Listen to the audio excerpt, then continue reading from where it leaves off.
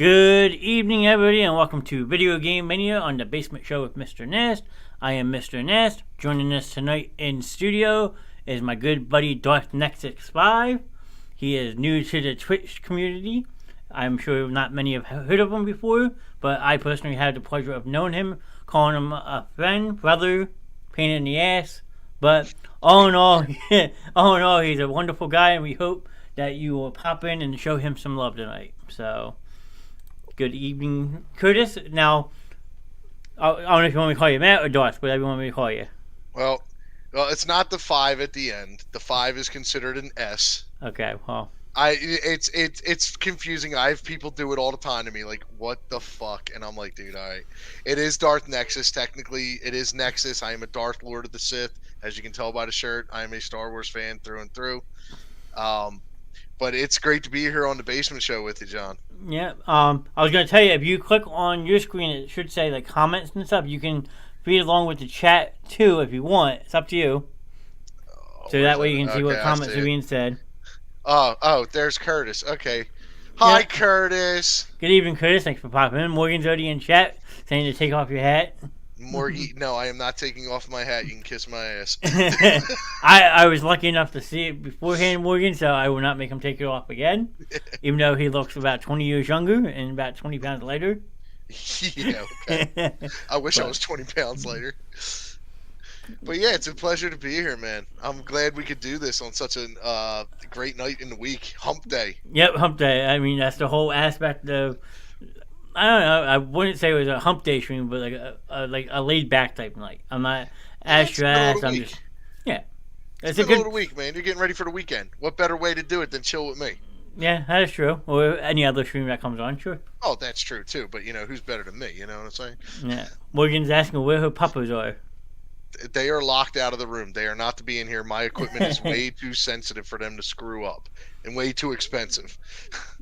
Fair assessment. I mean, he is lucky enough to have 2 dogs. I have one annoying cat who I also lock out of this room so she doesn't mess with wires. So yeah, two Goldens that are, one's about 110 pounds. He's 9 years old, and he's a brute. He's all muscle. And the female is 3 years old. She weighs 90 pounds, and she is the attack guard dog, basically. She rules the roost.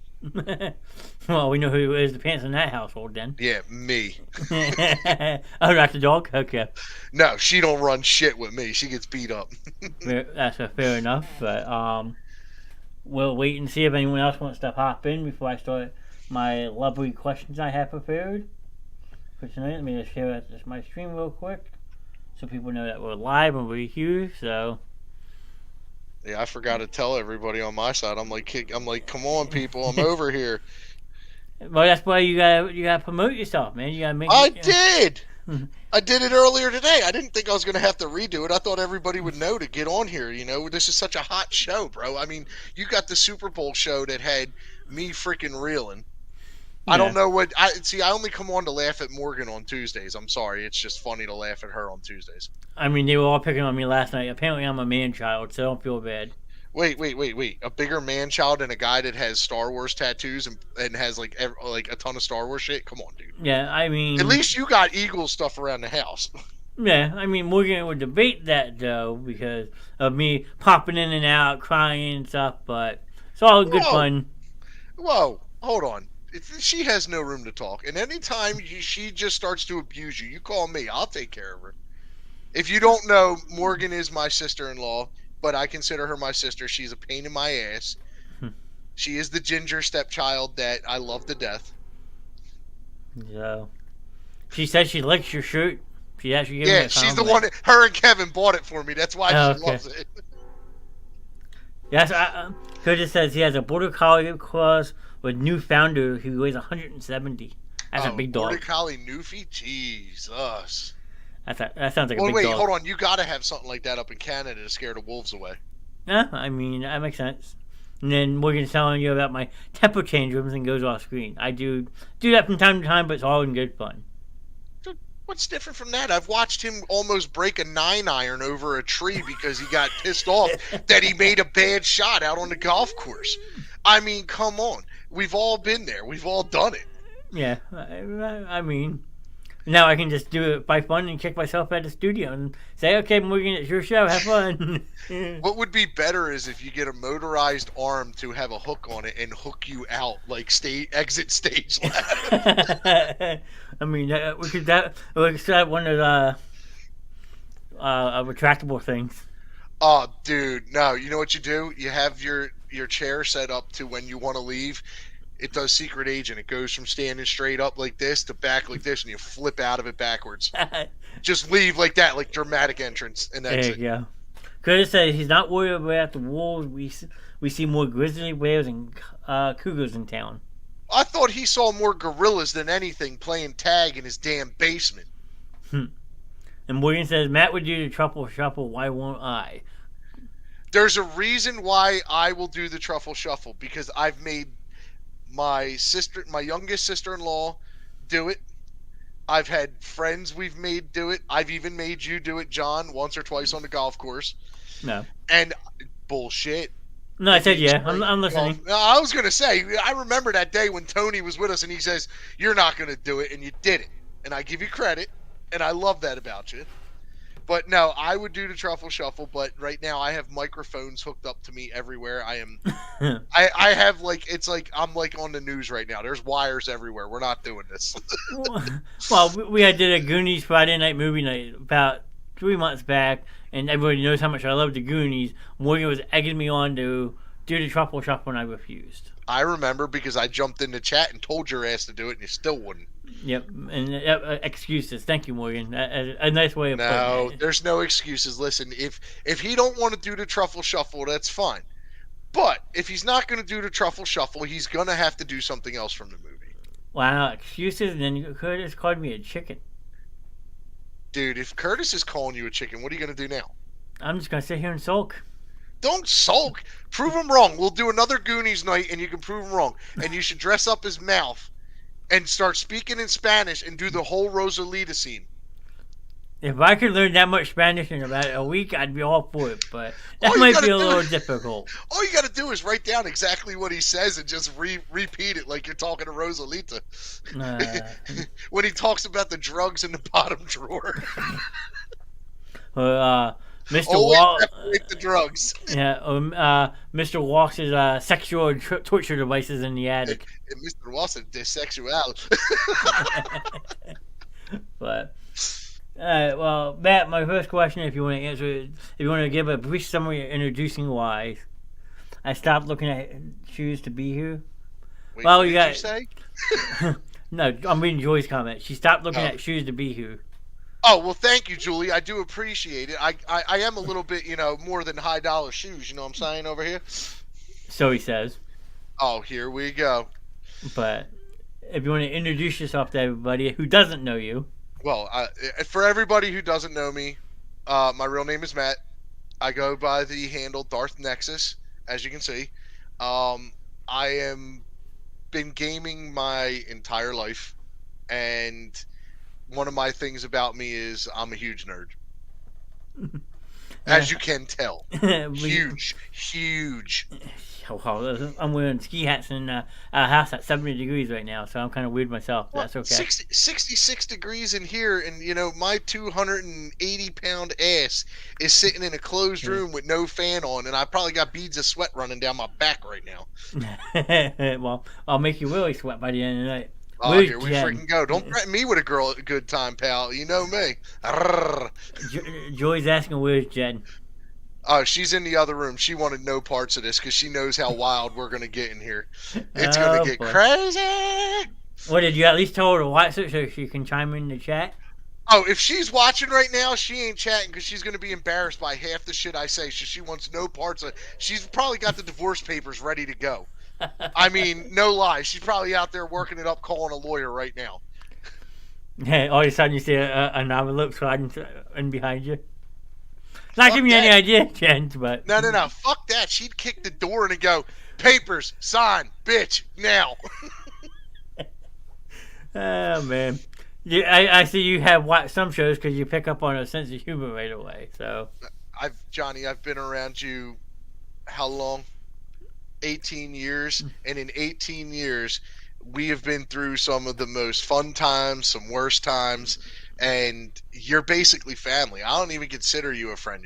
You're family to me, and you Yeah. always will be. Well, I appreciate that. And Morgan is chanting on Jen. Yeah, Sissy, divorce him. They've been wanting to divorce. They wanted her to divorce me when we first started dating, and I don't know what it is. I must be that damn good looking, or some other reason, because she ain't left me yet. So, Well, there's more than just one fight over at that house, apparently. So, but my second question, even though it was a bizarre one, you said, if you're not streaming, where would we find you? so most people's honest answer would be, you'd find me at a bar, you'd find me here, you'd find me gaming. If I wasn't gaming, I would actually be with my family. Family is one of the most important things to me. I love being around my family, whether it's my family, her family. My sister-in-laws, we all have fun. Like, we all get together. You've been there as well. We get together, we play games, we drink, we have a good time. I have two nephews now that I run around all day with if I could. Like, it's summertime, I'm in the pool. So if you're catching me either outside by my fire pit or in the pool hanging with the family. That's just the normal day in the life of me not streaming. Okay. Morgan's saying ew for some reason, but Ew. ew. Oh, she's probably thinking about me in the pool, and she's getting it all mixed up. She didn't mean to say ew. She meant to say ooh. Okay. Well, So the exaggerated one I got. yeah. She just doesn't want to let on. She is married to one of my best friends too. So Yeah, I mean, the, that family's becoming like my family, the Brady Bunch, almost in a sense. the Brady Bunch, my ass. We're like the Osbournes. The Osborns, okay. Well, I always compare my family to the Brady Bunch from hell. Brady Bunch from hell. I don't know if I compare you guys to that. I'd probably say your family was technically the Goonies, but a little bit more morbid. How you figure? How do I figure? You were the nice, quiet one, right? Sam Sam was a good kid. Don't get me wrong. Sam was a good kid. You know, and then your other sisters and brothers were. I never got to see them. Well, they were It was all. like the only reason I say it's the Goonies because it was always an adventure. Yeah. Joey says you're definitely a good family guy. You've been so good with Chase. I love that watching kid. you together. So Chase I is love awesome. I love beating up on that kid. You could throw this kid through a brick wall, he's coming back at you. He might run to his mom first, but he'll come back at you as soon as she says go get him. Yeah, I mean, I had them over for my birthday a couple weeks ago, and he was trying to beat me up pretty good. So Well, we've taught him well. yeah, I mean, Chase, remember, stranger danger. stranger danger. Okay. Considering he's been to my house, unlike somebody. We're gonna go there now, aren't we? Okay. Hey, you want to poke fun at Well, me? wait a I can second. poke Hold it on. right back. How do you know I haven't been there? Can I wake up alone every morning? Yeah, but you weren't alone while you were sleeping.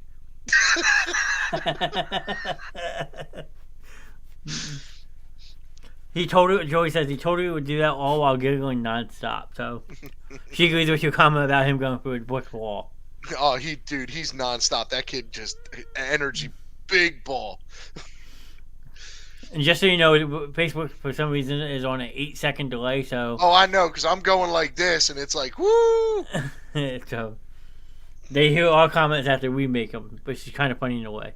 That's good, because you know what? I wouldn't want to miss anything from these people that are in the chat right now. Yeah.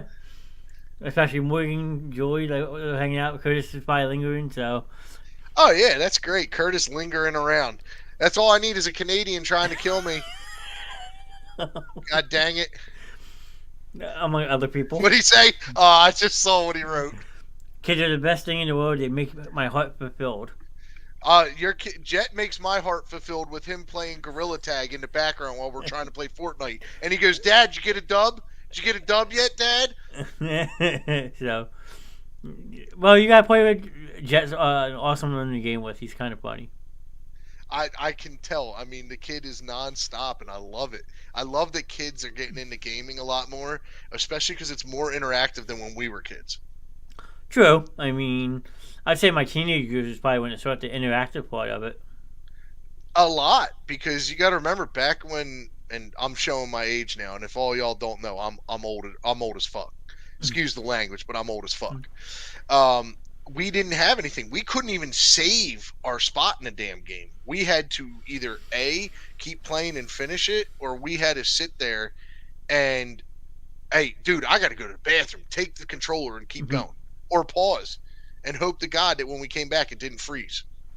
I hear you. Jimmy Duke's chiming in the chat saying it drive me nuts, but I wouldn't change it for the world. Yeah, Jimmy, kids are the greatest. I wish I had some. I really do, but I got my nephews, and they keep me on my toes right now. Those little boys just are non-stop fun. And then you got a shout out from Jet. Oh, Jet, my boy. There you go. So, what's up, Jet? You chilling tonight? Yo, do me a favor. Beat up on your dad.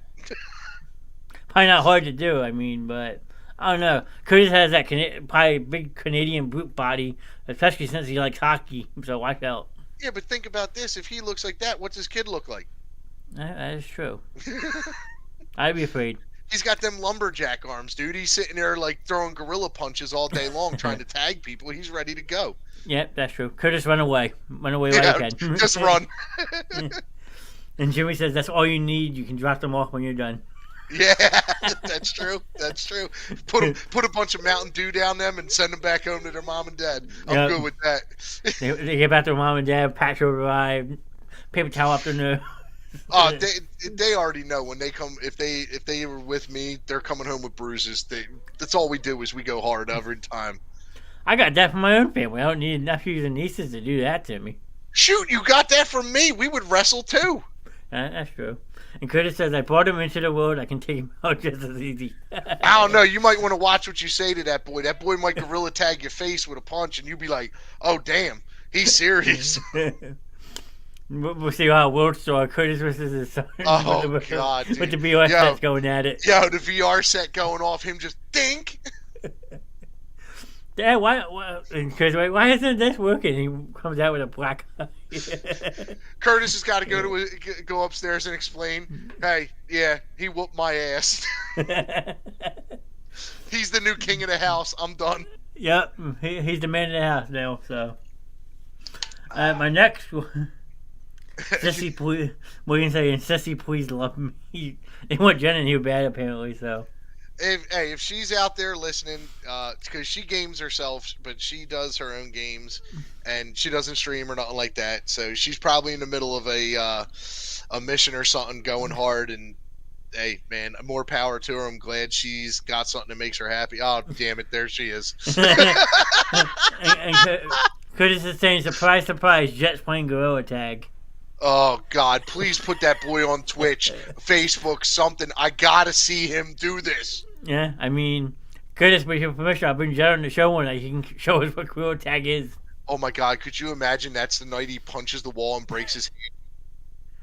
Yeah. I would call Curtis and heartbeat like, yo, bro, it's all Johnny's fault. It was on his show. You're going to have to, sue the basement show as quick as possible. I was a witness. And Jen says, don't talk bad about me or bad things will happen. You already got the papers ready to go. I don't want to hear shit. So, my next question is, what made you want to start streaming? Well, like I said, I'm a gamer. The main thing I always tell people is I'm a gamer first, streamer / content creator second. I had been gaming all my life with all my friends, and before COVID, I had started saying like, oh, why would somebody watch somebody play video games?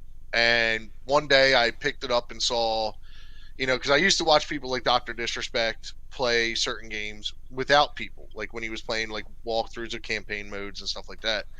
And I love Doc. Dr. Disrespect was by far one of the guys I really, really made me open my eyes to like, okay, this guy's just making it fun for us at home who, while we can't play, we can watch him play. But right before COVID, I started watching Tim the Tatman, Nick Merckx, Cloaksy, and a few others. And I saw the chemistry they were doing. It was like how I am with Ice, which you all know as Kevin.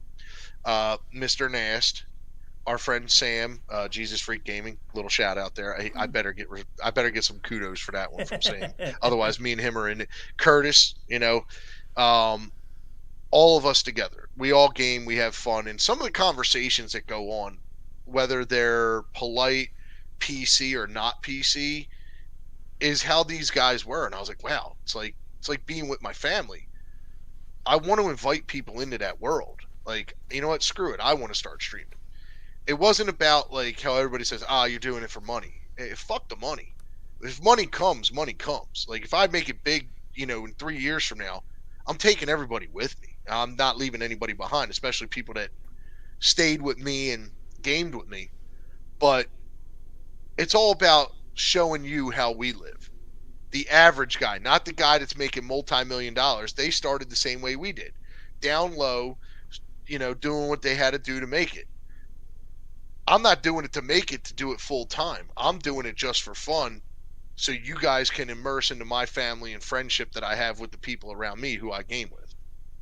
That's what really made me do it. Seeing them and seeing how they were. And I was like, I want people to do it. Because there's a couple games that I'm trying to talk the family and some of my gamer friends here into doing one night, whether they're on camera or we just do it as a group thing. And I want to do it and have fun because we do, and that is play Jackbox games because the audience can get involved as well, and you can be in our shenanigans and nonstop tomfoolery. Yeah. And the more the merrier. So that's what really got me into streaming, just watching these guys and realizing like, hey man, this is fun. I want to bring people into our world. Mm-hmm. So no, I would say that's kind of like the aspect I would say I wanted to do with my show. Instead of just doing that recorded aspect of a podcast, why not make it like an interactive talk show where people can like chime in the chat, they can you can feed off the chat almost, and you can see how they react to it, rather than just pre-record something and then you drop it and like, hey, like, okay, that was cool and all, but like you don't get to feel that audience vibe of it. Yeah. I mean, the audience is what drives it. Like, when I'm streaming right now, because I'm streaming, like I said, I say expensive setup. It's not really that expensive when I have a laptop monitor that's 15 inches and I'm using that to run my OBS, make sure everything looks crisp and clean for the video. But also my chat is on half of that screen. So 7.5 inches is set up for just chat. And I sometimes miss it, but as time grows and I get more of a chat in there, eventually we will move to more monitor setup and better notifications.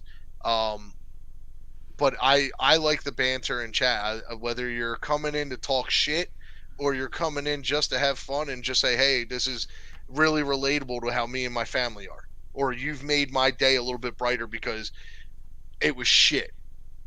And you just brighten it. That's what I'm about. And I think Curtis agrees with you. He says the best thing about gaming with everybody is just the conversations we have.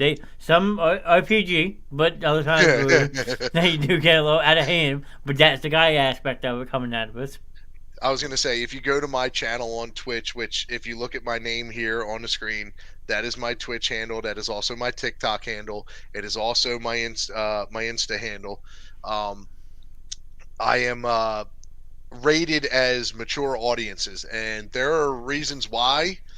I do like to cuss a lot. If you haven't noticed, I use foul language worse than a sailor that's been in there since the 40s, man. I mean, I've broken a headset. Does that count? See, I've never broken equipment because it's too expensive. I'm not going to spend my money to go. I can sit there and go, fuck, and that's about it. But I ain't going to like break nothing, you know. I mean, granted, people do their things the other way. I mean, if I'm looking over at chat right now, as you can see, I'm looking off screen. Yeah. Morgan, chime in on this. You can say something. You can speak. He's not in the room, I don't think. Who, Kevin? Oh yeah. Oh yeah. We'll be on a Tuesday night show. She has to repeatedly say, "Sorry about Kevin's language in the background," because all you hear is Kevin yelling at the TV. It was great. Yeah, and half the time he's playing with me, and the first thing I'm thinking when he starts yelling is this going to be another freaking controller? There you go. Jesus comment for you. Kevin breaks controls like no other. He's definitely gotten better over the years. He has. He really has. He gets pissed because there's some times in gunfights where I'll call bullshit on something, and most of the time Morgan will sit there and say he calls it all the time.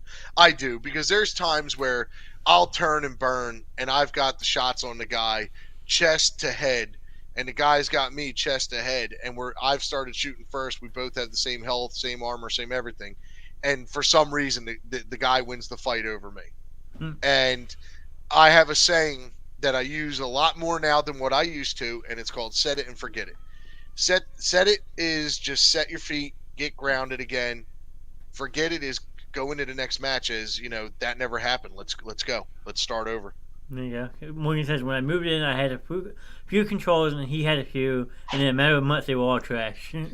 Well, you also got to remember, Morgan used to play as well. I used to play with her playing on Xbox 360. We would play Modern Warfare 2, the original. We would sit up all night playing Drop Zone on, I want to say it was Dome back then. Was it Dome? Or was it, yeah, on that map. And we would sit there, and me and her would just wreck fools all night long. We would have the top scores, decent kills, and we would just rule the game. And then Jen says, I hear him yelling, that's bullshit every night. Yeah. It happens, man. It happens. There's nights where, there are hackers out there, and I'll admit it. There are hackers out there. There are people using aimbot. There are people that, do different things differently. Using a Zen controller so you get perfect aim, no recoil, no nothing. That's not how I play. I've never used a cheat code in my life. I've never used anything because it takes away from the game. If you're going to play, whether I'm losing or not, I'm still at least going at it with 110% every freaking time. Matt thinks everyone cheats. He's hilarious when he's mad. I do get a lot hilarious, especially when there is a cheater the first time, and then I've already downward spiraled through that, and the next couple times I'm just like, he's fucking cheating. The only time I ever cheat is after you beat a certain story mode, like GTA or something. I'll put the cheat code in to get the armor, health, the weapons, and all that stuff. But I've beaten the game already. Yes, I believe I've done that too. I've did that with Vice City. I went through, beat it first, then went back, got cheat codes so I could do the certain missions where 90%, like to get 100% on everything. But then I would use it because then you have your boys over, and since it's a one-player game, you go in, you put God mode on, and the only way to die back then was to drown or get busted. So you go to the tank, you steal a tank, and you roll around for like as long as you can, and you time it, and you write your scores down on a whiteboard, and you got to try and beat the other guy's score. Those nights are fun, especially when you're drunk trying to drive a tank around the city. Like, hey, where the fuck am I going? Matt, are we celebrating anything today? I think we should celebrate something. Celebrate today. What would we celebrate today? Are we celebrating anything today? I think. What? That the Eagles won the Super Bowl? Not this year when we won it. Laughing out loud. What are we celebrating? I don't know. I'm confused. It's the fucking 8th of February. What am I celebrating? I mean, it was 5 years ago today that the Eagles had the Super Bowl parade. That's what I mean. Maybe it's a Wednesday? I'm confused. It's hump day. Mike.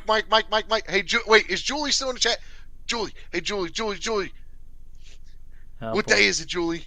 It's hump day. Like I said, I'm about to get... Oh, I knew that was coming. Like I said, it's never a dull moment in my fucking house. Thank you! Oh my god. Yes, we have confetti cannons in the house.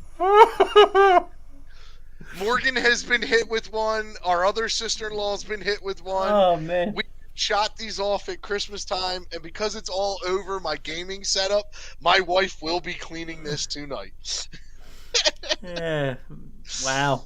The fact Yes. that was live, people are gonna go back and laugh about Oh, that dude, I'm ecstatic now. If I could just get this shit off of me. one. That's great. But yeah, this is the kind of fun we have. I mean, this is what we do. See, now I gotta find something. I want to have Nerf gun fights.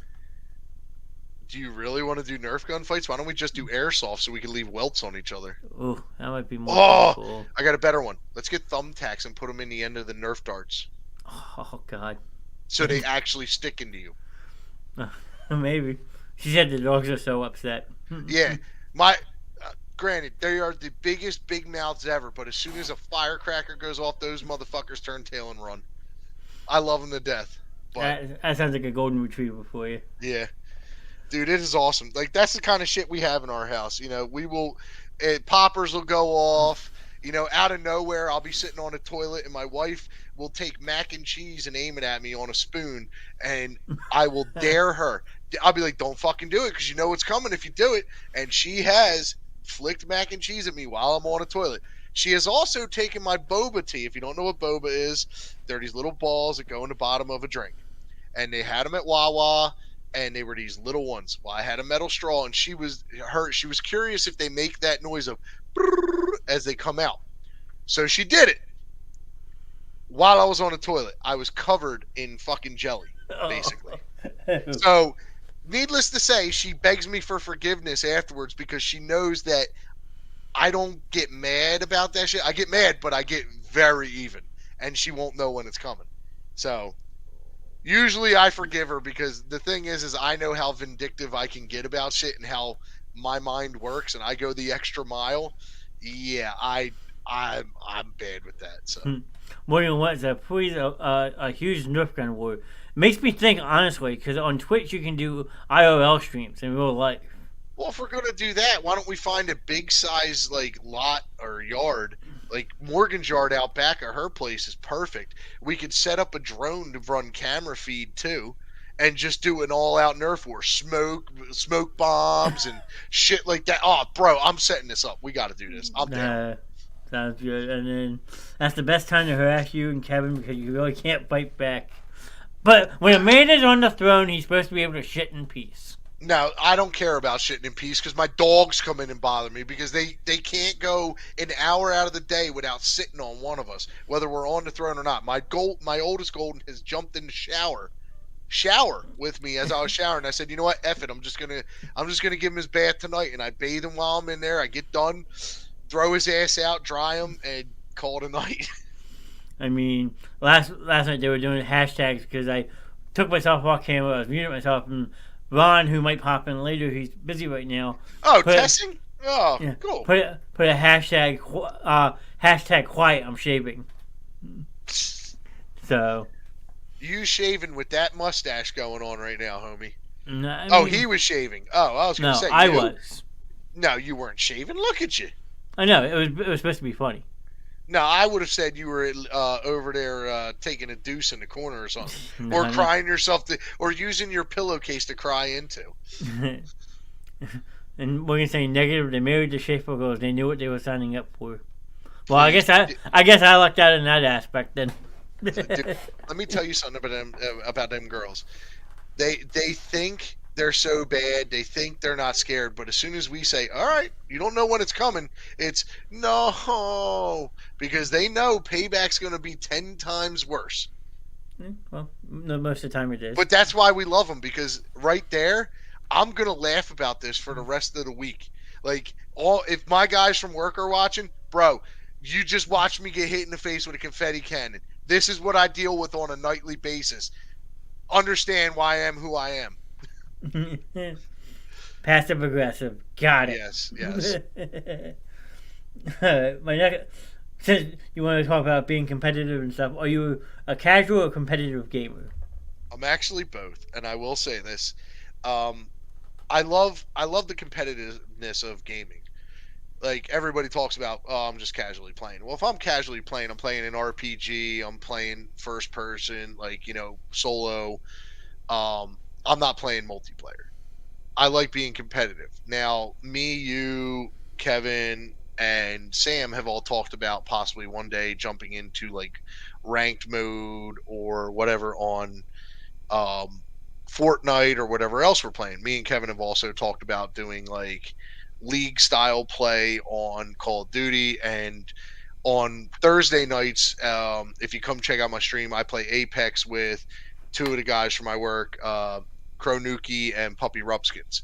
And we play Apex, and lately, the last time I played, we went into ranked mode. I'm still learning how to play that game.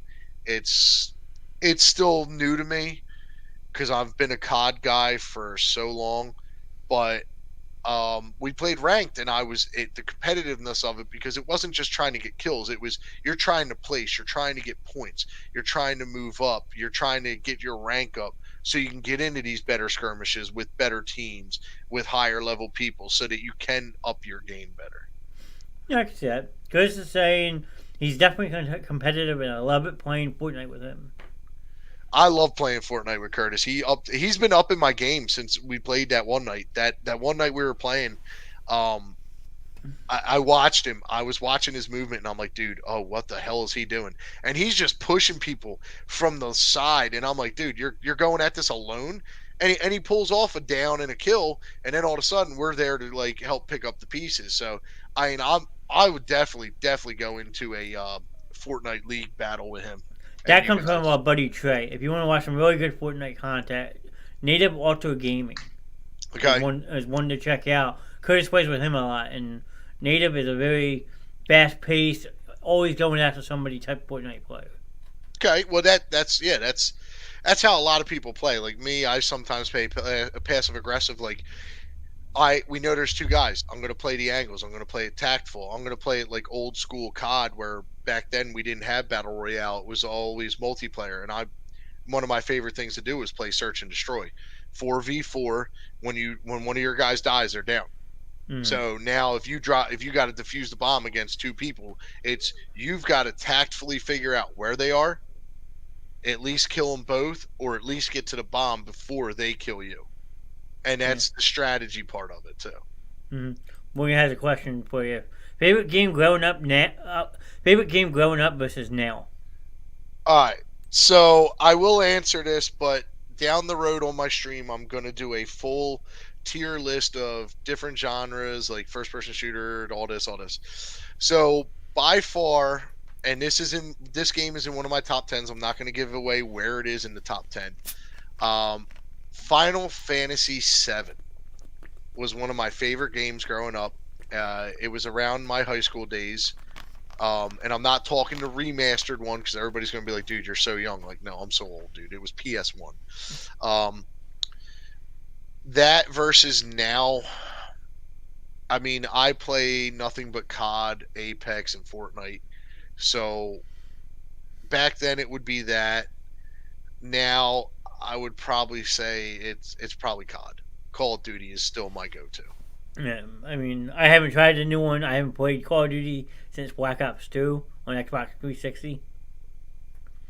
Really? So I'm a little bit behind in the times. I will say this.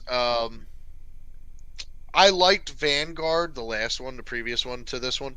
I liked Vanguard. Vanguard was really fun. I love that they went back to like a World War style aspect with the guns being that way. I think that they overdid it with the amount of attachments you could put on a gun.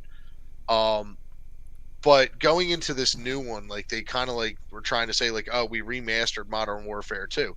Well, that's only if you go in and play the campaign mode, really. They Sure. knocked it down to 5 attachments to a gun, which is great. But they brought in a lot of guns that we were used to in the original Modern Warfare 2. Mm-hmm. So Curtis is calling himself older than you. He played Frogger on Atari. okay, let's put it this way. I was gonna do this down the road on my stream. Okay, my original game that I used to play was the original Pong, not with the joystick, but with the turnstile, and it was attached by cords. It was before the 3600 really became popular. So Curtis, if you want to write in chat how old you are, I'll tell you if I'm younger or older than you. That's a lot of pressure on him. Curtis would do that, but we'll see.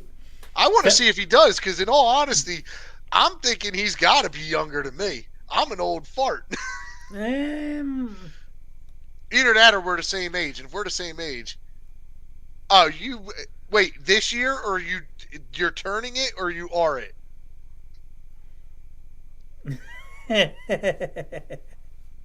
All right, so he is older than me. He is older than me, but we are basically the same age. I am actually going to be 41 in May. See, so yeah. I'm turning 44, so he has you by He's 2 turning years. 44. So he's 3 years older than me, but I still played the same shit he played because we were dirt poor, and it was you got the hand me down. So it was like my first gaming setup was an Atari. Then my first actual one that I owned that wasn't a family member's one was the original Nintendo that came with Super Mario Brothers, Duck Hunt, and World Class Track and Field, which came with the Power Mat. And the Power Mat was awesome because I used to whoop the shit out of Cheetah every freaking day. Good evening, Carol. Nice to see you. Mama Carol is in the chat. Hi, Mom. She's out She's in probably- Arizona. she's in Arizona, and she's probably going, Matt, I can hear your big ass fucking mouth from here. So that was actually my next question. What was the first console you ever owned, and what was the first game you ever played? Okay, so first game I ever played was Pong. First console I ever owned that was bought for me was the NES system. Now, first console I ever bought myself was my Sega Genesis. And on that, the first game I bought, of course, obviously Sonic came with it. As soon as it became available, because I used to play it on computer, was Doom. An original first-person shooter that was by far so graphically advanced for that time. It was amazing. That was like one of my favorite. I would come home from school, do my homework on the bus if I didn't have sports like soccer or karate that night. I'd throw my book bag down. I'd go into my room. I'd throw my Sega on. I'd put the cartridge in. I'd turn up some Metallica, and Justice for All or Master of Puppets, and just have my lights in my room going, because back then we didn't have lights like you got behind you, John. We had actual Christmas lights we had to plug in, and we could control with a little boop, boop, boop, boop, and call it a day. But yeah, my first console I ever bought was a Sega, and I can honestly say that gaming was fun. I was an outdoor kid. I never was home. I only got to game on days when A, there was no sports, B, I was homesick, or C, I was outside all day. My mom's like, all right, come on in. It's time to come in. And then I'd stay up all night playing till it was time to get ready to go to bed. Or I would just play till like the morning and go, oh shit, I got to go to school. And I'd put everything away, get in the shower, and go to school. William says, I don't like Star Wars, but the only thing I like about it is his console, and he yells at me for touching it. Oh, I have an R2D2 Xbox 360 that when you turn the power on, he beeps like when his power goes on. When you open the disk drive, it makes sounds like when his disk drive opens, and it was a Kinect style one. Yeah, see, she's mad at Star Wars because J.K. Rowling ripped off Star Wars and just made it with sucky lightsabers. Fair enough. And then Curtis wants to know, did you ever play Earthworm Jim? Well, Earthworm Jim? I played Earthworm Jim. My stepbrothers in Delaware played it all the time because we had that on console. I wasn't a big fan of Earthworm Jim. I was, like I said, I was more of a back on Sega. Like I said, I was playing stuff like Doom. I was playing what was that other game that was on there? NBA Jams, stuff like that. I played it, I beat it, and I said to my brothers, I said, here, and they were like, what? It's like, you play it. So in big capital letters, William wrote not true. Tell me it's not. Prove me wrong. I'll sit here while you figure it out. Love interest that you can't have because it's your friend's girl, but in Star Wars it's your sister. Kind of that awkward situation. The protagonist is Luke. Protagonist is Harry. No parents. Blah blah blah blah blah. Come on, Morgan. It's basically Star Wars with crappy lightsabers, dude. That's Did all it you? is. There's a comedian that broke it down. I forget his name. If you go search it on YouTube, you can watch his skit on it. It's hilarious. You listen to it and you'll watch Harry Potter fans just go, And then she wants to know if we could do an old school gaming night, play all the old games. That would be awesome. yes, definitely in the works for my stream down the road. Like I said, I've my stream right now is just me streaming, just trying to get used to it. But eventually down the road, I want to do an old school gaming weekend, like on the weekends or during the weekend. I want to do old school game, like play either like now I'm gonna show my age here, like break out my SNES and play like Mario World. Break out my PlayStation 2 and play Bully. Even though yes, I could get it on my Xbox and just play the same damn thing over and over again. I know. I also could play stuff on my PlayStation that wasn't released, like Final Fantasy VII, stuff like that. Now, one of the ones I want to get into, I just downloaded on Xbox through Game Pass, and I suggest everybody do this if they were an N64 fan. GoldenEye. That is another one I want to do on the weekends and just run through missions doing that. But there is some in the works about me doing it. I don't know about you, but definitely I am going to be doing some old school down the road. I mean, I popped on Sam's channel also. Jesus Week came again. Shout out to Sam. He was playing GoldenEye one night, and I actually was like, wow, I can't believe he's actually streaming this. It was awesome to watch. Well, I've watched people stream things like Mike Tyson's Punch Out, and I'm like, wait, what? There's people actually watching him? Like, dude, I would do this all day long. Punch Out, play some Sonic, do this. I mean, I even told people, like I said, I'm a gamer first, streamer, content creator second. Doesn't matter what game I play. I have a game that I would play that my wife and I were obsessed with on the PS2 called Katamari Damacy. All you are is you're a prince of the universe, and all the stars are being knocked out of the sky, and you have to roll a ball around houses and stuff like that, and make the ball bigger and bigger and bigger. And then at the end of the level, it gets put up into the sky as a star, and then you have to make a constellation, and it's just hours of just you rolling a damn ball. Curtis So wants to know, do you like the Horizon games? I'm a fan of racing games. Horizon, I'm okay with. I was a big Need for Speed. My favorite racing game of all time will always, always, always be Need for Speed Carbon. Disagree, but I'm not going to get in a debate with you on that one. But We'll my debate that another time. my favorite one was Need for Speed 2 Underground. See, yeah, everybody says either Underground or Hot Pursuit. Yeah. And then Morgan, did you play any PC games? Yes. I played Wolfenstein, Duke Nukem 3D, Wolfenstein. Doom was on there.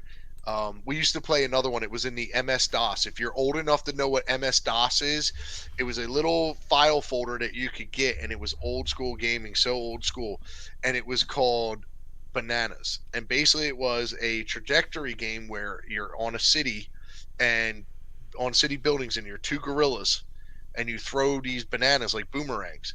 But there's wind resistance coming at you. There's arc and pitch you have to like adjust for to throw the banana to try and blow up the other person. You had to actually hit the gorilla. You could blow up the building around it, like there'd be holes and stuff, but like, and it was a flat 2D 2 dimensional game. Hmm. Morgan saying you played Warcraft 2. You made fun of me, but and you enjoyed it too.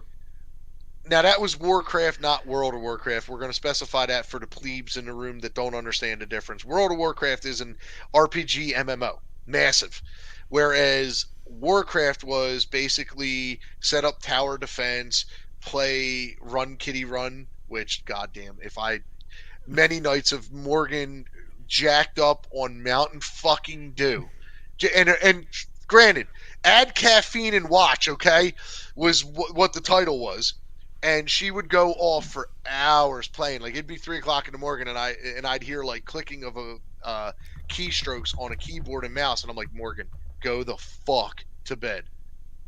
It's funny you say it because as soon as she says Warcraft, I spent many of the late nights over there as well. You know that, and Oh yeah, I just always just remember hearing "job's done, job's done." job done, job done. We could sit here and make Uh, fun of that game for hours. but yeah, even on the PC games, I played like Baldur's Gate and shit like that, which was like a Dungeons and Dragons style, like RPG back then. So, But yeah, I played PC stuff. Curtis is saying this is not a real old school game, but me and Jet like playing Luigi's Mansion and Family Night. We play Mario Party on the Switch. Okay, so I don't own a Switch. I don't have a Switch, but I do remember Luigi's Party. Now, I'm going to bring a game up because that question was brought up about an underrated game that is in one of my top tiers. I won't tell you where on the top tier it is, but it's one of my favorite Mario games to play. And that Mario game is Super Mario Brothers 2. One of the most underrated Mario games out there. Because you could play as Mario, Luigi, Peach, and you would play through these worlds, and it was just so much fun. Dr. Mario. Oh, dude, no! Last time I did that, me and my buddy Danny. Shout out to Danny, if he's in here or if he finds this. We had a wedding the next morning, and he was staying at my house, and we, when we hadn't seen each other in forever, so I had a nice bottle of some homemade liquor, and we killed a half a quart between the two of us playing Dr. Mario, which he always whoops my ass because my buddy Danny is probably one of, if not the smartest people I know. Very computer savvy too, and I just let the booze get a little too much to me, and he was whooping my ass, and I will never play Dr. Mario again. I was so humiliated. And then Chris is saying he agrees with you. Mario Brothers 2 is the best one. I wouldn't say the best, but it's definitely underrated on my list. When I do that list, Curtis, I will tell you what night I'm doing that, so you can come in and rip me to shreds. Now, based off your last question, this is now a more of a present day question. Would you consider yourself a Sony, Microsoft, or PC gamer? Microsoft. I made the switch from Sony when the 360 came out. I had been a Sony guy from PS1. I had a Sega Saturn, or I'm sorry, Sega CD, which was fucking awesome because you could burn your games for free online. You never had to pay for a damn game. But one of the things that got me was I saw the graphics coming out on 360 as opposed to like the PS3, and I was like, all right, it's a no-brainer. I want better graphics. I want better processing speeds. So I went with it, and I never turned back. Like, I have a PS4, but I bought that from my mother-in-law when her brother-in-law died, and it was a collector's edition one. It was I believe is it a Far Cry one? I think it is. I think it's a Far Cry one. And I got that, but I have two 360s. I have an Xbox 360 Elite back when you used to have the rabbit ears out the back, like this. And I still have that to this day. I have my Xbox 360 R2D2 Star Wars Edition, and I have my Xbox One. I even have a Sega, a Nintendo, a preloaded Atari, Super Nintendo, and a PlayStation 2. Jeez. Yeah. I'm just reading Curtis's comment and laughing at it. Matt likes putting AA batteries in his controller. Actually, Curtis, I do not. I actually have the Elite controller, which does not require batteries. Back then, with the 360 controllers, if you want to get smart ass Curtis, I bought the actual battery packs that would go in them that where you just put your controller down and they would charge. So no, I didn't. And if I needed to, I could always hard plug in, because I believe hard plugging in 90% of the time gives you better connectivity, because no matter how a signal can get interrupted at certain times. I agree with that. I mean, I still have my play. I've been back and forth. I had a PS2, Xbox 360. I bought a PS3. Now I have the 4. But like, So you would say I'm probably more Sony than Microsoft, but So when you buy an F5. when I get big on the show. All So, right, everybody go. If we can get, if there's 40 people out there in this chat right now, everybody donate $1. That's $40 towards the PS5 fund. there you go. But not anytime soon. Maybe when 6 comes out. Yeah, well, then the prices will drop. Yeah, that's when you do it. I mean, I got a good deal on the PS4 I have now from a buddy from work, so. Well, I still have yet to get an Xbox One X or a Series X because, in all honesty, mine's still working. It's an original Xbox One. Mm-hmm. You know, it still runs, it still works, it still performs. Yeah, it doesn't have certain bells and whistles I would like, but same time, I'm working my way up to that. Down the road as a streamer coming up, eventually, maybe, you never know. You'll see it one day. Apparently, PlayStation is coming out with a new PS5 that's liquid cooled. Well, they did that with the Xbox Series X, Xbox One Series X, and they really didn't have any problems. And then somebody said that they were overheating, but it was because people weren't understanding that the fluid that's in there, even though it's not supposed to be opened by you, that fluid eventually does dissipate out and can leak out of the tubes, and that's what happens. That's why, like, if you ever see a lot of systems, what they do is they leave it open on the computer side so that they can see if there's any leaks going through and see if there's any problems with the liquid cool. And then Morgan saying it was $700. I was not buying you that for Christmas. What was $700?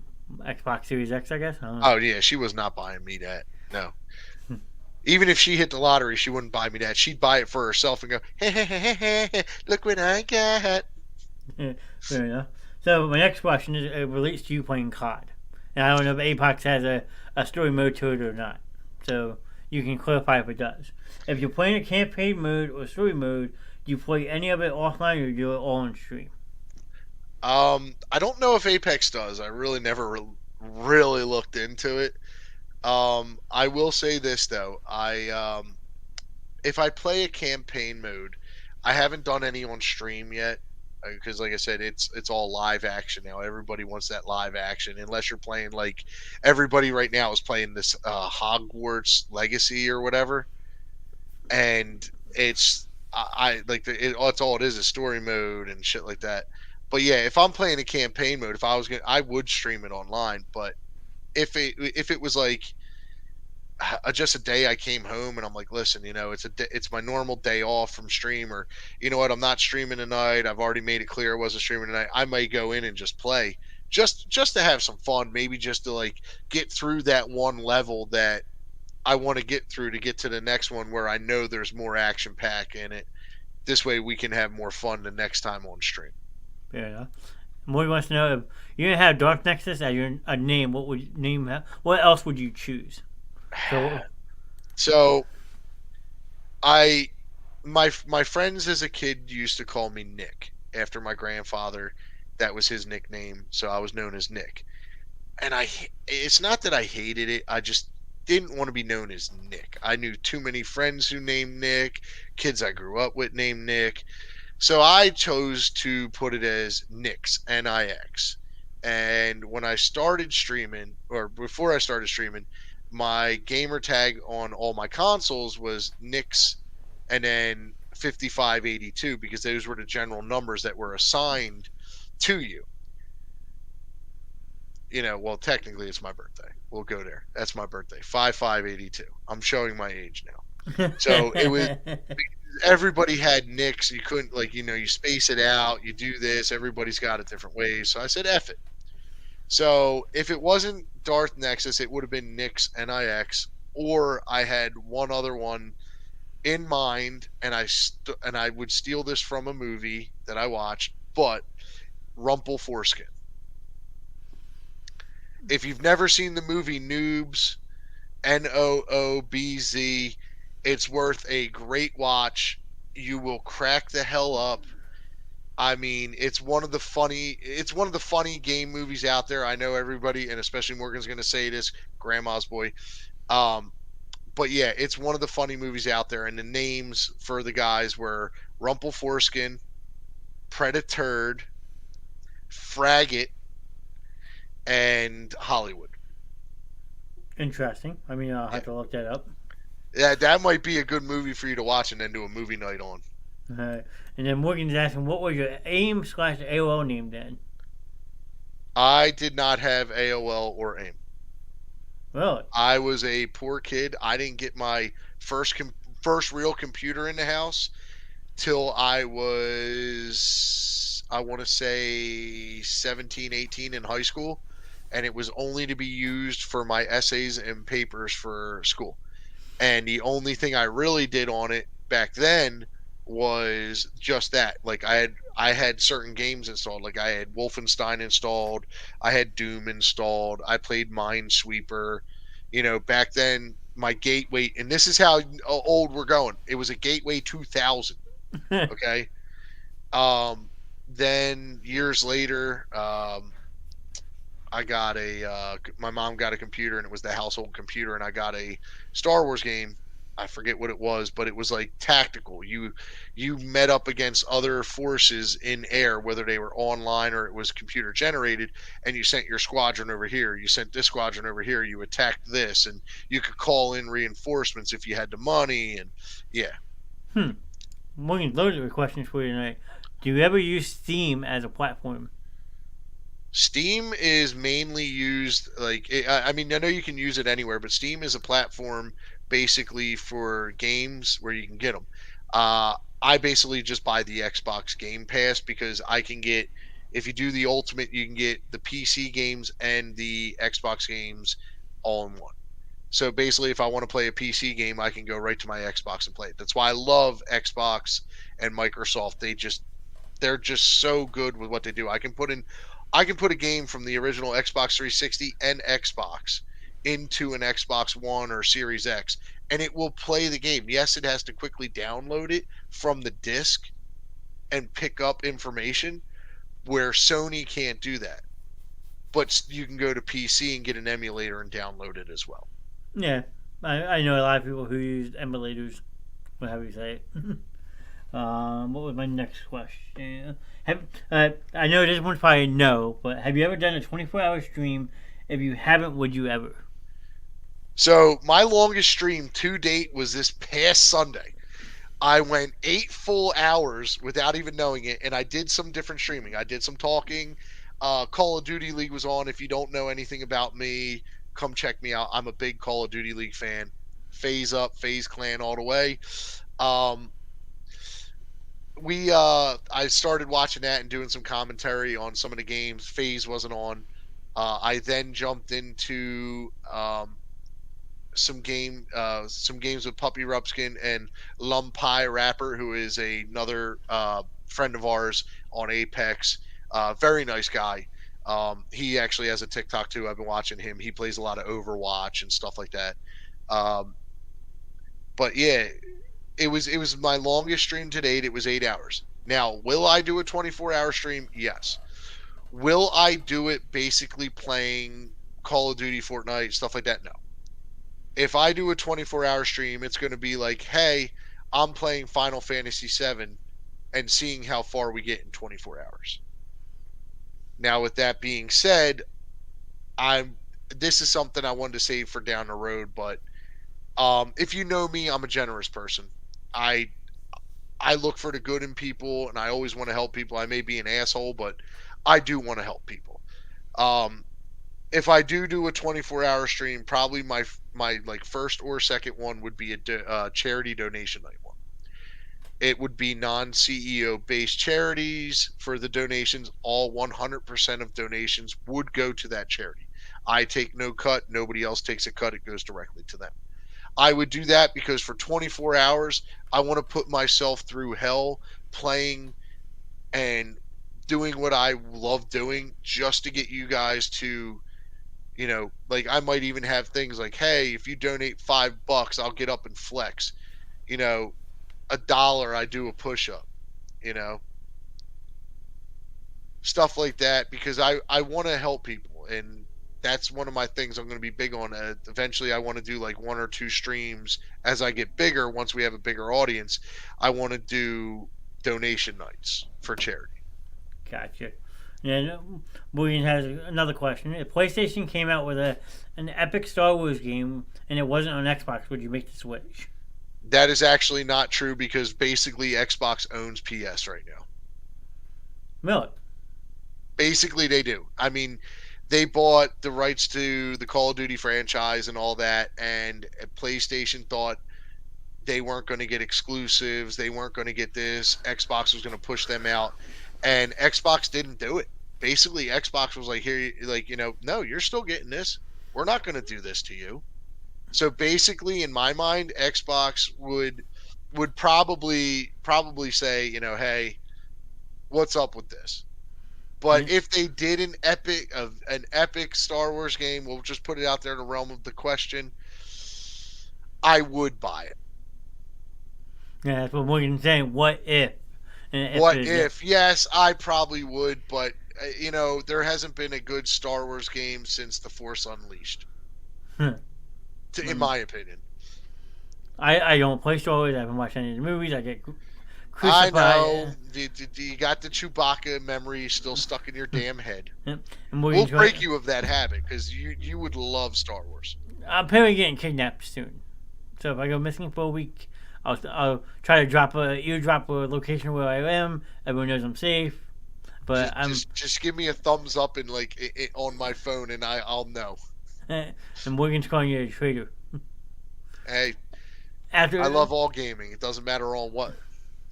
She's just calling you a traitor because she's the one asking the questions. That doesn't make sense. Oh, she's a traitor. That's why. All right. Now, this next one, you're going to probably don't have really an answer for. That's cool. But the most well-known person you ever gamed with and your most well-known follower. My most well-known gamer is you, Skippy. You have and I say that because, in all honesty, I've only been doing this a month, and the most well-known person I know is you because you have 44 followers on Twitch, 44 followers on YouTube, and to say it with disrespect is you're also the one I game with. Yeah, that is the most well-known, and in all honesty, I love it because you went and did something you wanted to do, you turned it into this, and you're moving your way up.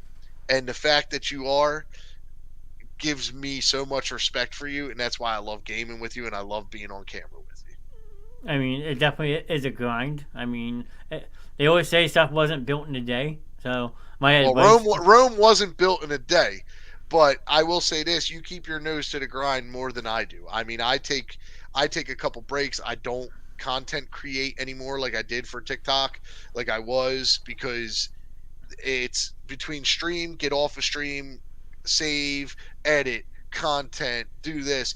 There's not enough time right now. Down the road, once everything meshes together, then I could say I'd probably do that. But most well-known person on there is you. Yeah, well, like I had told you before we started, that's why I figured the whole live aspect of the show makes it that much more popular. Because, yeah, you can sit and pre-record an audio podcast and then go back and tweak it if you have to. But when you do it live, you get that live reaction from people. You get the live interaction aspect of it. Oh, yeah. But are you recording while you do this, too? Yeah, well, it automatically saves. So I could go back and trim up the videos and do shorts if I wanted to, yes. That's where your content creating comes in. But, like I said, you're already doing how many hours a day setting up the stream, getting everything running, and then you got to add that aspect into it. Eventually down the road, and I say this from my aspect, eventually down the road, because I'm trying to get back in shape, get healthier and all that, down the road I've actually got it to where 2 to 3 days out of the week I'm probably not going to be streaming. And on those days I'm thinking about, okay, I could spend 6 hours each night content creating. That's 12 hours in a week. I could probably do 24 hours worth of content in 12 hours. Oh yeah, it definitely doesn't come easy. Like I have a notebook right next to me real quick. I can read you a number that will blow you away. So last month, in the month of January alone, total airtime I was live for 34 hours and 41 minutes. That doesn't even count for the stuff that people like me do off camera. Like I told you before we started the show, this past Monday we did a 3-hour Super Bowl show. I prepped for that one show alone for over 10 hours. 10 hours, and then you put in the work on the show itself, which was a 3.5 hour show, if I remember correctly. 3. So 13 hours for one day. So 13 hours for one day worth of show. And that's where the grind comes in. And as a streamer, like, a lot of people think this is easy. You know, oh man, I could do this. And that's what I thought. I was just like, oh man, I could fucking do this in a heartbeat. I was like, I watch guys that aren't as smart as me do it, and I'm like, yeah, I can do this. These guys aren't tech savvy. I jumped in and I had so many problems. If you remember my early streams and my early recordings, we had, when I was content creating, we had so many audio issues. We had double audio. We had no audio. We had glitchiness. We had this. We had that. My scenes weren't lining up right. And then I started getting it by trial and error. By the time I got done, sometimes I was like, man, I give all the respect in the world to the people that do the stream, do their own editing, do their own, computer management, do their own like chat logs and all that, and then still post other content somewhere else. Yeah. I give you so much credit in the world because it's not easy. And it's very time consuming. And if you're an OCD person, like, everything's got to be perfect, and you better have some time on your hands to do it. Well, you can see that with some of the intros I do, how complex and stuff like that they are. Oh, I know. That football one was yeah, man. I was blown away by that. And your other ones too. Your movie one, I'm kind of jelly, man. Like, I might have to pimp you out to the people of Twitch, YouTube, and Facebook gaming on you setting up things for them for intros and shit. Be more than happy to. The guy I had on last week, King Uno, he hasn't used it yet, but I made him an intro. I can make you an intro. Nice. We're definitely going to converse about this. But like, it's just something I've come to taking a liking. Like, living by myself, like, these hollow walls don't talk to me. I have sometimes no one to talk to at night. So what do? I've just been spending time on my computer, touching things up, or I got to go in and tweak things like that. I've become so efficient with it. Yeah. And so detailed with it that it's crazy. Now I got a question for you then, now that you bring that up. Okay. So now that you're in there, you're creating yourself, you're in your own space. As you said, you're single, the hollow walls are there, right? Do you find that your creativity comes out more? Yeah, because right now, like, my creative pilot right now is on fire. Okay. The fire is burning. You can ask Morgan, you can ask Ron, what's in here, Andrew. Like, I'm always trying to come up with some way to tweak shows to make them that much better. Morgan does a lot for the Tuesday night shows, and then Ron has his input for Monday. Andrew gets her input for Friday. But, like, other than that, like, all these intros and stuff, I'm coming up with myself. Now, not just the intros. Like, you came up with this show on before you were even streaming it. You came up and you had talked to us about it, like me and Kevin, and told us, hey, I want to do this show. And we were both like, dude, fucking right. When do you really get a show about talking about gaming? Mm-hmm. Like, I watch people on Just Chatting sometimes, and they talk about the games they're playing. They don't interview anybody and just talk to somebody. They're like, they're about themselves, whereas you're about other people, which shows your human nature that you are a people person. You like the human concept, but in your own mind, you like that solitude you have too, because it helps you create more for everybody else. Yeah, but you also got to take into consideration too. Sometimes, like, someone like me who is up to almost 400 followers altogether as a whole, and that first time streamer like yourself, you said, oh, you only have 12 followers. Like, this platform, this show, is to get your name out there. Which, like, I love that you're doing. Yeah. Not just for me, but for other streamers too. I mean, it's basically you are helping us jump up.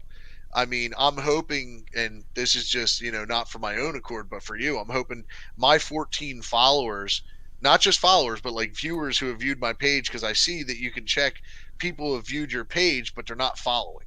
Mm-hmm. I've seen views one night where I had like 12 unique viewers, but my followers only went up 2. So it was like, I'm hoping my people come and see your show and be like, hey man, this guy's got something going on. We need to keep an eye on this. Whereas your people might go and say, hey man, I kind of like the gaming aspect of what he's talking about. Let me go check him out. We want to play off each other to help each other grow and get better. Yeah, and as streamers, that's how you look at it. Like, it shouldn't be always about just me wanting to build my channel and you wanting to build yours. It's a collaboration of things. Yeah, it's us doing what we feel is right. And to me, I don't want to be that guy that, like, all of a sudden I start, getting a following going, and all of a sudden it's like one night it's like, hey guys, I can't play with y'all tonight. Like, I've got this going on. It's like, no. If there's something going on, like if I was in a tournament or something, I'd be like, hey guys, listen, this week I'm in a tournament, but next week I'm not. Let's set aside this day. And it's like, hey, we're gonna co-stream, we're gonna do this. I'm gonna do a subathon, and that night, because subs I get X amount of percentage off of from Twitch, X amount of dollars is going to go into a fund, and me and you guys are going out one night to dinner or to the bar for drinks, and it's going to be on me. Yeah. Or even not from that, even if it's my own money. Like, hey guys, you guys have helped me get this far. We're going out. True. And that's like last week with King Uno on here. He like helped me promote it on his page and that. Now, once you get big enough, you start that Facebook page so people can find you on Facebook too. You can start uploading your videos and stuff like that. But since I had King in my stream last week, I've gained 12, 13 new followers just from that one show. Oh yeah, and that's the thing. Like, people start to see it and they start to notice that the person they're following was on this show, and they're like, hey man, this guy brought him on, and they're like talking about everything. And I can sit here and be like, oh, I don't want to watch him play tonight, but I could go help his friend out over here. Yeah. Which is great. That's why I'm kind of like, with the whole streaming thing, I don't care if I ever get big or if I stay a small streamer or even get a cult following. I'm gonna do it my way. That's how it is. Yeah, and that's how I look at it at this show. Is like, sure, it may explode as like Curtis always says, the best show on Facebook. And maybe one day it will get there. But for right now, when you're just starting out your streaming aspect, the biggest thing is to stay consistent. Yes. And that's exactly what I'm trying to do. So yeah, I don't game as much as I used to, but I'm also doing the show for next week. And Dude, I'm doing different. You have a show. You have a show to take care of. Yeah. Gaming with the boys is your relaxation night. It shouldn't be a chore. It shouldn't be, oh, I got to get on with the boys. You have this show to run. This is why we're tuning in to see you. Whereas the people that are tuning in to see me when I'm on, they're tuning in to see me either play games or just run my big ass fat mouth about something stupid, which is fine. That's what they're there for. But you have something you've created that has gone from, as I would call it, and this is going to be funny, from the basement to the top floor to the second floor, and you're sitting there just chilling. And I want you to keep going. I want you to shoot further. I think this is a great show. You guys have done wonders from where you started with the coming up with the transitions, the aspects of it. I mean, entertainment night was great. I'm glad my Mad Lib books could help y'all out. Shout out to Morgan for stealing them, but all good. But yeah, I am so proud of what you guys have done. And the aspect of you wanting to help people is by far one of the greatest things about it. Yeah, I mean, originally this show was going to be pre-recorded and dropped on Saturday. I was going to call it Streamer Saturdays. But I was like, why don't I just tie it all in with like the whole video game aspect? People love to stream anyway, so make it 2 shows in one. Yeah, and that's awesome. And you, even if you wanted to, you could record it and put it up as pre-recorded Streamer Saturday or Sunday. Curtis is saying, I truly think this is the best show on Facebook. And I always appreciate that comment, Curtis. Like, I mean, I'm definitely trying. I feel like we're getting better.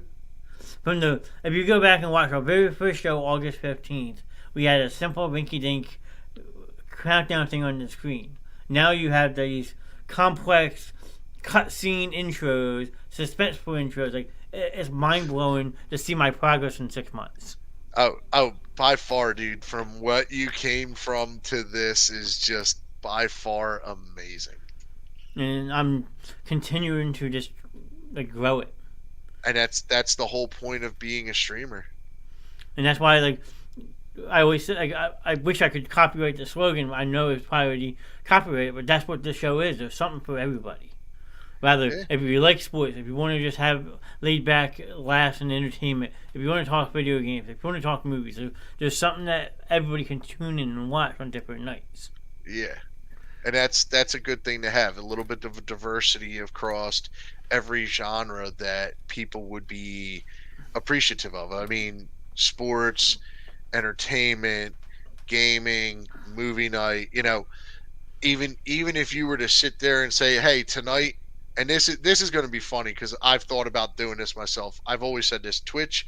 When I saw Twitch and how YouTube gaming was, Twitch was just about gamers, gaming, playing, and they changed it around a little bit. You started getting just chatting and stuff like that, and now we have hot tubs, pools, and beaches. Well, that's just More power to the people that are doing it. That's the only way they know how to get viewers. That's they know how to get an audience, whatever. But I've thought about getting one of those inflatable hot tubs myself, putting myself in a little bit of water wings over here and streaming while I'm gaming, But um, you could even do something like that, just a pop up Thursday pop ups or Saturday pop up. Like, hey guys, check it out, Saturday night pool party, and just put a freaking little hot tub in your house, one of them little inflatable pools, and splash around and just do whatever the you want, and Yeah. people are still gonna come in and watch it. You're not lying, but I like the whole aspect of it, like having a one-on-one conversation. Where sometimes we have multiple people in here, but I would love to see you do 12 people at once because I think your brain might overload a little with 12 people coming at you. we did the most we've ever had on screen at one point. Curtis, correct me if I'm wrong, because he was part of it. We had 8 people on stream once. Okay, and you handled that perfectly if I remember correctly. Well, we were doing a fantasy football draft. Okay, well that's a draft. That's not sitting there just talking. No, well, but you also got to take into consideration too. The more people you have wanting to talk at once, Yes, you got that overlay, people yeah. interrupting each other, and so yeah. When we did the NFL, well, it wasn't the NFL draft. We did our fantasy football draft. Which I'm hoping Sam lost this. You want to know actually who won the championship in that league? Yours truly, huh? Nope, wasn't me. What? Nope. Don't tell me, Sam. I will freaking walk off this show so quick. Nope. Who Vinny was it? Pellegrino. That was my next guest. Yeah, we convinced Vinny to join, and he won it. I mean, it was just a fun league.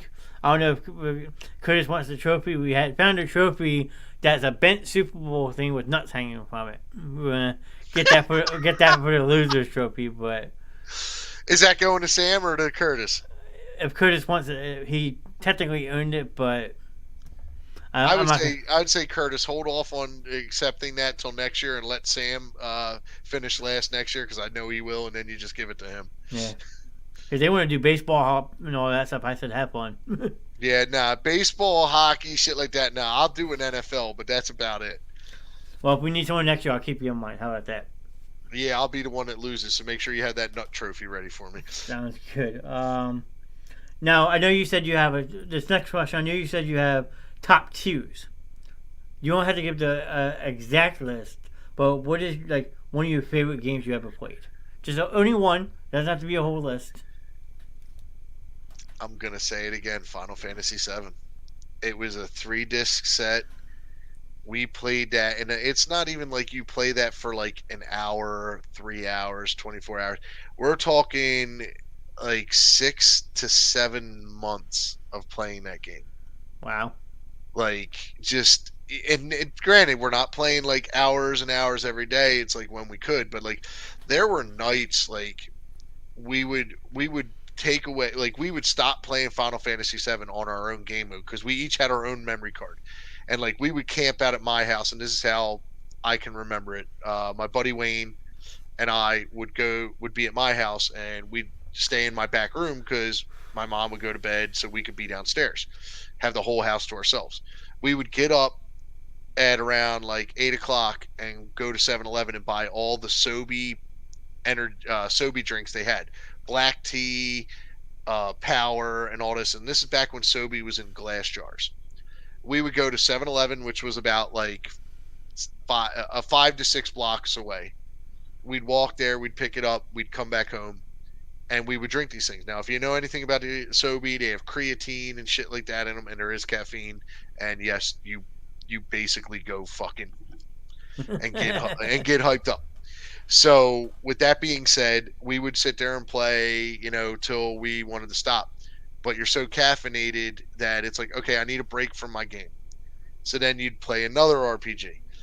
But Final Fantasy VII took up so much of my junior high to senior high and even after high school life, because it was just one of those games you love playing. It was so immersive. Like, you could turn the sound off because everything comes up in caption blocks for you to read. Mm-hmm. So you could just turn that down, and if it was like a night where people were home, you throw your headset on, you throw, one of your CDs in the CD player, and just run it and just play all night long and just veg out for hours. That sounds like me playing Madden back in the day. I did love Madden. Me and my cousin would play it. Oh God, dude, me and my cousin, and my cousin, Shane. Me and him would play Madden competitively, and I say competitively because it was, he would whoop my ass, and then I'd come back and whoop his. And there's a funny story, and I love telling this one. He went for his CDL test, and no matter what he could do that week, he couldn't pass the test. Well, the whole time he couldn't beat me in Madden. So I was whooping his ass, and I said, okay, I'll stop, because he was always the Eagles, because we'd always flip a coin. Whoever won got to pick the first thing. Well, if you won the game, you got to pick who you wanted to be the next time. So he lost with the Eagles, because I would pick another team. So I picked the Patriots the first time. Then I was like, all right, I beat you with them. I'm going to beat you with the Steelers. I'd beat him with the Steelers. I'd beat him with this. I'd beat him with that. And then one day he came home. He said, listen, fucker, it's over. I'm beating your ass. I got to pass this fucking test. Do not let me win. Do not have mercy on me. Well, the motherfucker threw a Hail Mary pass. My guy went up for it. He got the ball off the jungle and walked in. Now, this is going back years. This was on PS2 we were playing, so I forget what Madden it was. My guy, my star cornerback, gets injured and is now off the field. Every play from then on out was a Hail Mary pass. He wound up beating me 47-21. And the next day, he went and passed the CDL test. Very nice. Now, at Morgan Store in the chat, she'll tell you that me, Vinny, Tony, all of them back in the day would go to the midnight releases, get Madden, and either go to Vinny's house or we set up in my backyard one night. We used to go balls to the wall. I remember one year, the four of us actually all pitched in and got Tony and Vinny's parents a hotel room in Atlantic City for the night just to get them the hell out of the house. And we would play there all night. Or then the following year, we pull up 2 pickup trucks in my parents' backyard, drop tailgate, we set up 4 TVs. We're just out there from 12:30 at night to 7 o'clock the next morning playing video games in the backyard. Like, that was my holiday. Then the one time, I was out all night. PlayStation 2 was Madden 07. Okay? Ooh, that was a good one, too. I'm walking to my parents' back door. It's like 7, 8 o'clock in the morning. I'm dead tired. Got the game in my hand and my PlayStation 2 in the other. And a news story comes on. And they're showing all the people waiting for this game. Right? My mom's watching this and it's like, what asshole would stand in line at 12 o'clock at night for a video game? Mind you, I'm walking by this point. She looks at me. Wait a minute. You're one of those assholes, aren't you? I said, yep, good night. And I just went to bed. So, with that aspect, I want to bring this up because not a lot of kids understand about a midnight release. A midnight release, children, was the game would come out, if it was coming out on February 9th, which is tomorrow, February 8th at 11:59, you could be out front of the store, and as it hit 12 o'clock and went to the 9th, you could go get the game before the store opened. Now, back then, in the original days, you could just show up and buy the game as you walked in. There was no you had a pre-order. Then there were pre-orders. With that being said, John, how many midnight releases have you gone to in your life? 6. I would honestly say I have been to at least 10. Most of them being, and this is going to throw you off, before GameStop was GameStop, GameStop was called Funko Land. I remember Funko Land. And we had a friend that worked at Funko Land, and on certain releases, it was told to us that yes, he couldn't get us to the front of the line, but he would take our money and make sure there were copies set aside for us, and we would wait in line. I waited for Maddens. I waited for SOCOM Navy SEALs for the PS2. I waited for a bunch. One of my favorite ones, though, was Black Ops. When I did a midnight, I was probably like 13th in line, and a bunch of people were ordering pizza because we all got there at like 10:30. Or the store was still open, so back then it was probably around like 9, like 8:30, 9 o'clock. We're all sitting out there for like 3-4 hours, just standing along a wall, and the cops are coming up like, "You guys okay?" It's like, "Yeah, we're waiting for a midnight release for a video game," and he's like, "You're joking, right? You can just walk in and buy it." No, no, no. They can't hand it over the counter until 12 o'clock at night. And they're like, "Oh." So then all of a sudden, Pizza Hut guys driving back and through, Domino's guys, and they're all like this. And like there were guys in line like with their kids, and we were all sitting there, and some of us they looked at us and they're like, "Dude, did you come straight from work?" It's like, "Yeah." And it's like, "Dude, have you eaten yet?" It's like, "No." It's like, "Dude, here. Yo, anybody want some pizza?" It's like, "Yeah." It's like, "Hang on. Yo, dude, hold my spot." Run down to the grocery store up the thing, go grab a couple 2 liters and some Solo cups, and be like, "Hey, anybody want some soda?" And just it was just like a big ass party. You knew nobody. You didn't know this guy. This guy's from like 5 towns away. You've never seen him before, and he's giving you pizza, bro. And you're sitting there giving him soda, and you're all sitting there joking, laughing about something that you're waiting in line for, so you can go home and be some of the first people on it. Yeah, well, that was the bonus aspect of the 4 of us, because you figure you had Tony and Vinny as brothers. And Same then, household. And then you had Jerry Thomas also living down the street and myself. So me and Big Tony would wait for the games, and then we would send Vinny and JJ to get the food. So by the time you're getting that game, they're at the store getting the food, you get back where you're eating at almost identical times. See, now you couldn't do that, because like if I was with you and you said, "Hey, I'm waiting in line, you and Kevin go get the food and the drinks," we'd come back and there'd be a Karen or a Ken bitching like, you're cutting in line." Like, Yep. no, we were here, we went to get food. Now, my aspect with this is, if I can get $5.99 pizzas from Papa John's, right, and I've got some extra cash, like, "Yo, man, let's throw up some extra cash, let's get some extra pies, and we'll get them to slice it like extra, instead of regular, cut them all in half again. When we get back, let's give some guys some pizza and shit. Let's buy an extra soda or 2. Hook up the people in line, because half of them are waiting for the same thing you are, and some of them may not have the extra money that you have at this point. They may have come from work. They're standing in line to get it for themselves and their kid or their brother or their sister, what have you. And it's like, dude, give back a little sometimes. But if they did this now, I'd see it being a nightmare, because it's not the way it used to be. No, before you actually had to go to the physical store and pre-order it. Now you can pre-order it online. Yeah, and just get it downloaded to your, Yeah. That's crazy. Now, one of my last 2 questions for you is, which video game character do you feel you most relate to? we had a pre-conversation about this, and I'm gonna say it the way I told you, because I remember you saying somebody didn't have an answer. So a video game is anything video game wise. Like, it could be movie, it could be anime, it could be comic book, it could be this. So I always say that I relate, and everybody's expecting me to say, "Oh, he's relating to Darth Vader." First off, Darth Vader's got nothing on me. I am Nexus. I would have destroyed him with one stroke of my lightsaber. He'd have been gone. it wouldn't have taken me 4 fucking movies to kill his ass. Okay. Yeah. Um, I say I relate to Vegeta from Dragon Ball Z. I Hey, never, I've never personally played Dragon Ball Z, so have you ever seen any of the movies or the show? no. So, a little history on him. He's the prince of all Saiyans, the prince of his race. There's not many of them left.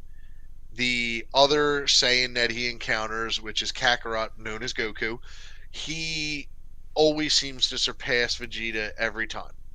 And in the Saiyan bloodline, when you lose a fight and still live and come back, that's when you become more powerful. In the manga, it says it a little differently, but he's the prince of all Saiyans. He thinks he's better than everybody, and if anybody who knows me, I think I'm hot shit.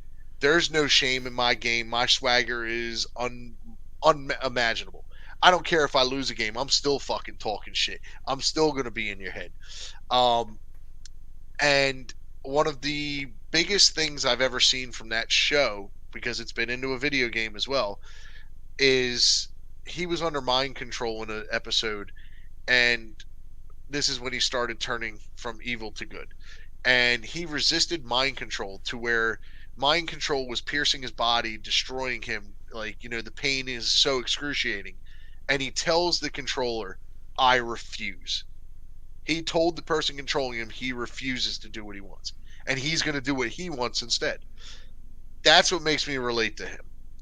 It's one of those things. It's just, he is one of the most badass characters I've ever seen in my life. Gotcha. So going back to you saying something about helping people, Chris said you should always help somebody out. You never know when you're going to need help. Very true Exactly. statement.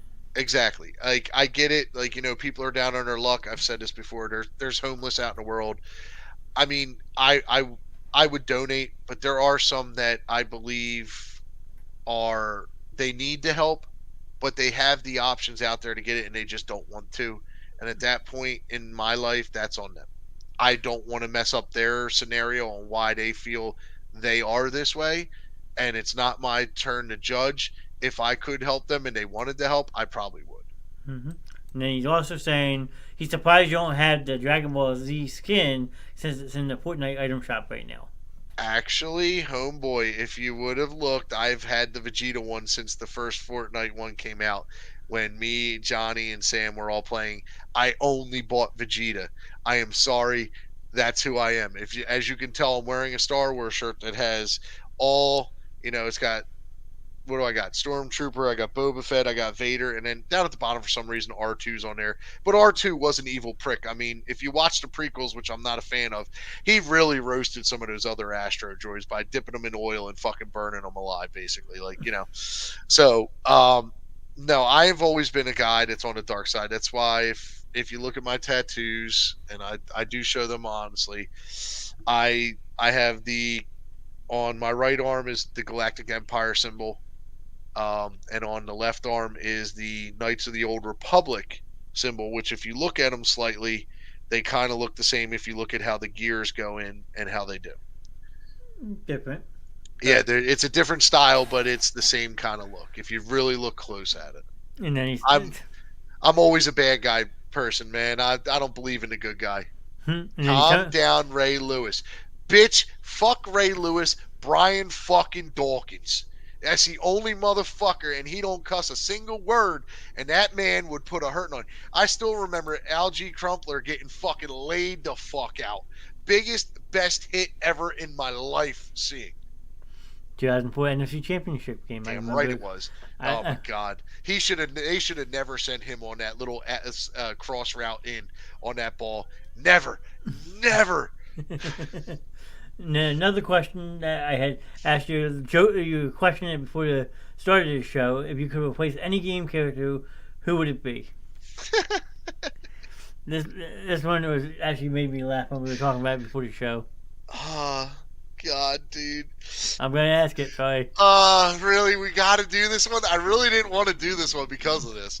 Nope. So, in all honesty, and I'm going to sit up for this one because I'm probably going to get a little flack for this from some people that are Karens. Princess Peach. I am sorry, but that bitch was always getting kidnapped. Every fucking time. Bitch, learn to stay the fuck away. Lock the fucking door. Kick the guy in the fucking balls. You got all these magical plants and shit around you. You got the fire plant. Touch the fucking thing and burn his ass. Like, what the fuck? Luckily, I think it's only Curtis probably hanging out in the chat, which is fine, but people who go back and watch it can get a good laugh. I mean... Oh my god, dude, come on. You can't tell me that that's not fucked up every time. No matter what game it is, you look at it, you go to the first one. She's been captured. They moved her to another castle. I really believe, I forget what cartoon it was, had the right thing. She's really not being captured. She's cheating on Mario with Koopa. The whole time. They're just doing it as a ruse to get him all pissed off because she finds it funny that this little plumber boy's going through all these dangerous perils to try and save her while she's over there bopping uglies with the fucking Bowser King. I think somebody else agrees with you about it being funny. I mean, come on. How are you going to do that? Like, how are you going to sit there and be captured every fucking time? Yeah, I mean, you're right. It's pretty bad. Yeah. It's pretty bad. So people who go back and rewatch this, they will maybe get some humor out of that. I mean, I might get some flack later. I'm going to get flack for it because somebody's going to sit there and go, he's just saying it because it's a girl. It's like, no, bitch, if Mario was being taken every time by some Bowserette fucking coming at him, taking him and shit, and he's getting kidnapped all the time, I'd be saying the same fucking thing about him. Curtis's comment, the little plumber boy's pipe is too small, she wanted a bigger one. See, I don't know about that because here's the problem I run with this. Koopa is basically a turtle. And you know what they say about turtles going back in their shell on if you're going to like anatomy class. So I don't know about that, Holmes. I'm stressing about that. I think a Goomba would probably do her better. You know, he got a big head. Well, you want to talk about big heads? Let's go with Toad. Oh my god! Yeah, but see, that's round like this. It ain't shaped like this, and it come down. You know. I mean, I'm just saying, if we go with someone with a big head. Yeah, you're definitely getting flack for this show. We might actually get banned. No, we've been pretty good, surprisingly. That's quite. So I got one question for you then, and I know you play games, and I'm gonna ask your last question back to you. Which game character would you get rid of? Oh, man. And the only reason I want to know is because I think I'm probably the only one that would have thought of Princess Peach. So I want to know somebody else what they want to do. Man. You don't have to answer. We could save this for one of my shows, and you can come back at me like, hey, I thought long and hard about this, and I got an answer. Two that come to mind, because the original one was the best, but Tails and Knuckles got to go. I could see that. I liked them, but yeah, I could see that. Tails and Knuckles going. Yeah, okay. I mean, Sonic doesn't need a sidekick. He's good by himself. Like, get the hell out of the game. That's good. Well, the sidekick used to fucking throw you off, too, because he would always fucking die and throw you off, because then you got to wait for his ass to come back on the screen. Yep, so... Love the could say, Matt, you're so funny. Okay, love the show, but need to put the kids to sleep. Have a good night. Wait, does that mean you put NyQuil in their beer? Because I know it's Canada. Aren't they legal age to drink now? No, not quite yet. But no, going back to the Tails and Knuckles, like it kind of reminds me of the RPC, the bots on Fortnite that you hire. Like once they're dead. The NPCs, dude. I hate NPCs so bad. But you should be able to kill them and teabag them just for no fucking reason. But if I had to go all the time, it'd be either Tails or Knuckles. Sonic doesn't need the sidekick. No, I kind of see that, and I do agree with that. That is, like, mine was an off-the-wall comment, but a legitimate statement. You are correct. But you can go a lot of different ways with that. A lot of people get rid of Trevor Phillips and replace themselves with him. I mean, I don't know. Somebody might actually get rid of, what was that game? damn Earthworm Jim or Ratchet and Clank. Why do you need Ratchet? You got Clank. He's the main damn character. What the hell was Ratchet there for? True. Tom and Jerry. Oh, well, no. They play well off each other. Now, look at the Simpsons game. Did we really need... well, no. You needed Mo Sizlak in there because you could sit there and prank call him in the game. True. I mean, if you want to really go back to the Simpsons game, back in the old Sega, Virtual Boy. Oh, God. But we'll save that one for another night. Yeah. That's a discussion for another fucking time. But I'm pretty much going to wrap the show up. It's only going on 2 hours, which is awesome. I'm glad we did it for that long. I mean, that's fucking great for me. I love being on shows, man. It's a hell of a time. Yeah, well, we're always looking for people who want to jump on. If you want to jump in and teach your sister-in-law moving on an entertainment night, or you want to hop on to our sports. I don't know if the world is ready for me and her together. I mean, I could always separate you two. I mean, I could put myself in the middle and you two on both sides. Like, I don't know if you want us on the same show together. As crazy as it would probably fucking get. Well, that's what entertainment night is. It's supposed to just be a laid-back, have fun type night. Yeah. Well, since we're wrapping it up, I would like to say thank you again for having me on the show. This has been a blast. I've had a great time.